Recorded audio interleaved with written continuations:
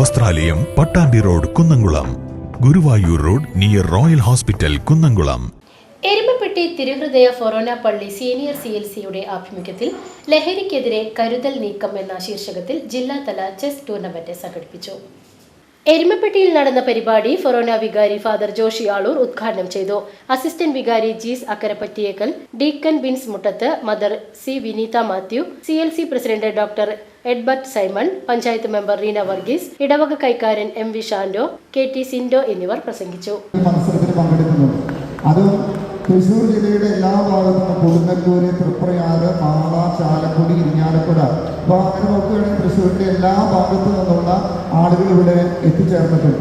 എനിക്ക് തോന്നുന്ന തൃശ്ശൂർക്കാരെ സംബന്ധിച്ചിടത്തോളം ചെസ് എന്ന് പറയുന്നത് ഒരു വലിയ ലഹരി തന്നെയാണ്. News bureau, Erumapetty.